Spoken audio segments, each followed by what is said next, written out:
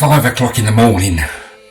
I've got to be up at the airport for 6 to my first flight to Doha, which will take about 6 hours. The flight goes at 8:40, 8:50. So yeah, part one of the ride home. 3 aeroplane rides we got to go yet. But I've got to say thanks very much to the family here. They've put up with me for the last 5 weeks, 6 weeks I think. So Jasmine, Warren and Caden, can I say thank you very much. Caden had to move out of his room so I could use it as my bedroom. So thank you very much, Caden. It was thanks to you that this trip was possible. So thank you to you. And thank you to Alaturk for inviting me over. Thank you very much to all the staff at Alaturk, because they've been brilliant. They've really put their effort in. The food's been great, and the atmosphere on every one of these party nights has been brilliant. The only thing there is to do now is New Year's Eve. So if you haven't got a ticket for New Year's Eve yet, go online, get yourself a ticket. When they rang me in July, August time, I thought they were crazy, but they weren't crazy. It's been a great 5 weeks really. Every one of the party nights was really good, and then of course we had New Year's Eve, and New Year's Eve was just basically just friends. I just knew just about everyone in the building, so it was just like coming home and being part of a bigger family. So thank you very much for that. I'm a bit knackered.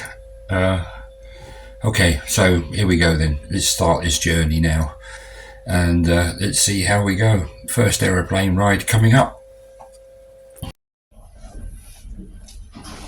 Falling downward rain at Gatwick Airport, and I mean heavy rain. So first flight with to Doha. It arrived in Doha. I was sitting by the window, and it wasn't that much better actually in Doha after 5.5 hours. I think it was almost 6. But then there was a quick turnaround. We had to sit in a lounge. I say we because all these people were all going somewhere. So we finally got to Bangkok after 15 hours of travelling. You can see the weather's slightly better there as well. But I don't know what's the matter with these videos. They're not working properly. This one's actually moving like it's supposed to. So airport 3 had a 7-hour stopover in Bangkok. I don't know how that worked out. Well, I do really, because these particular aircraft were the Air Asia didn't actually go until 3 o'clock in the afternoon. I arrived in Bangkok at 6:20. It should have come in at 10 to 7, but it arrived at 6:20 in the morning. I got through customs very quick and easy, got my bag, and then realised that now I had 7 hours before this particular flight up to Buriram. So yeah, by the time I sat around in the airport for 7 hours, I managed to have a Burger King, so that was going to be my last bit of beef burgers for a while. It's all going to be chicken and rice, pork and rice from now on. Anyway, so we finally got into the third aeroplane, as I said, Air Asia, and this is taking off from Bangkok. I thought I'd give you a little bit of a view of what Bangkok looks like from the air. It's an incredible place, Bangkok, it really is. If I had known I had 7 hours to spare, I would have gone into the town, maybe done some shopping or done something, but to be honest with you, after 15 hours of travelling on the 2 other aircraft, I was completely knackered. I was well looked after, I must say, with Qatar Airlines this time.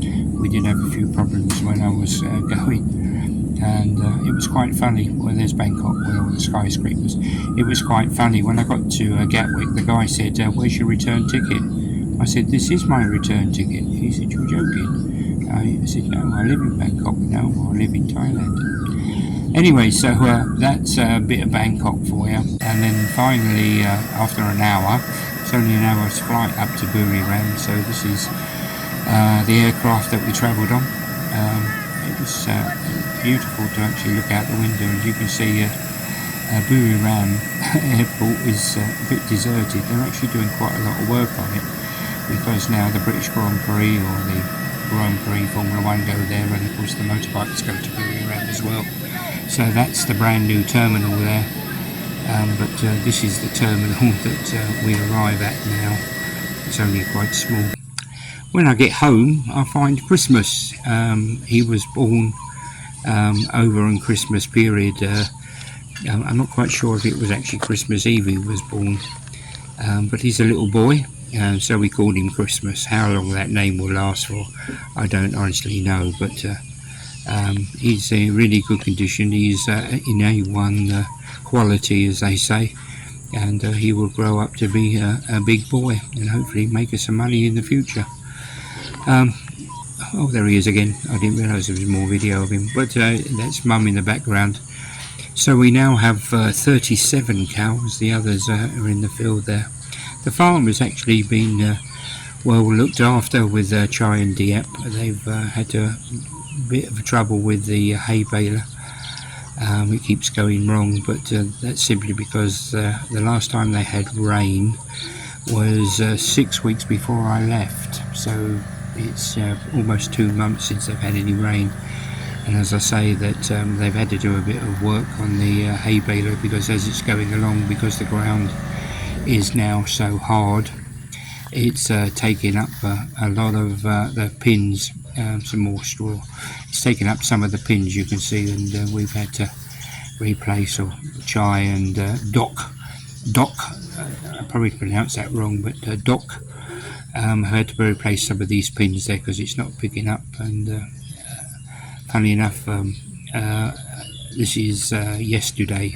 I actually took this video, but today it's back again, and it's this time it's completely kaput. They've had to call out an engineer from the company we bought it from. So it's back to square one with the baler. Everybody else is finished, but because we had so many customers, and they've all insisted that they want us to do their hay baling, it's taken a bit of time. If you remember rightly, that we did have a heck of a lot of rain before I came away, and it made everything sort of late this year. The hay baler kept getting stuck and the tractor kept getting stuck in the mud, but as I say, it hasn't rained almost for 2 months now. So the grass, which is where you're looking at now, it's getting a bit dry and not growing quite so well. But the hay baler has actually done its job up to now, before it started to get a little bit broken. And you remember the chicken shed that we had, where we emptied out? Well, now this is completely full of straw. I think there's 3,000 bales there. There's a lot of bale of straw there anyway. And when we cleared out the chicken shed and said that's where we're going to store the straw for the future. So the actual cows are supposed to be out now, because all the rice is being cut. A lot of people have started letting their buffalo out, but because some of the people are still waiting for the straw to be collected, you can't let your cows wander off, so we are still feeding them on straw, unfortunately, until we get it all sorted.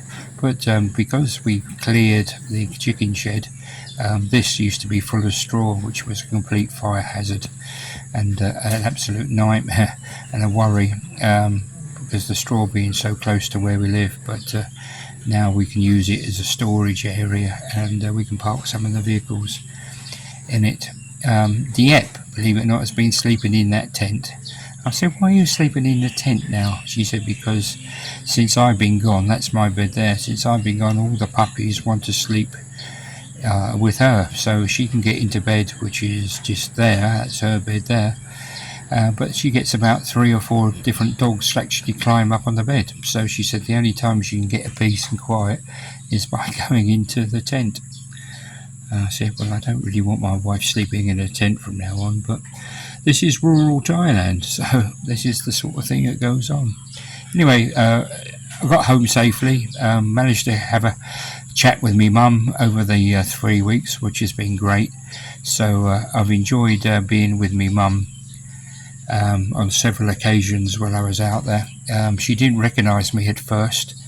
It took several visits for her to realise who I was, but then on my last visit she'd completely forgotten who I was. But if I don't see her again, you know, anything could happen. She's 95 years old, so anything could happen now. So at least I've actually seen her and made sure she's been okay. Anyway, look, I'm starting to ramble now. So I got home safely. Once again, thanks to everybody who came to the Christmas party nights. Thanks to Marlon, who basically did all the arrangements for it and made it happen. And thanks to all the people from Alaturk. I really had a good time. But to be honest, I'm glad I'm back doing Skeggsy on the farm in rural Thailand. This is where I'm meant to be. It's 32 degrees today. And it's a little bit warm, not quite so sticky, but it's a bit warm. But this is home. People, I hope you've enjoyed the video, and I hope this video finds you well. This is Skeggsy. I'll catch you again soon, people. Bye bye.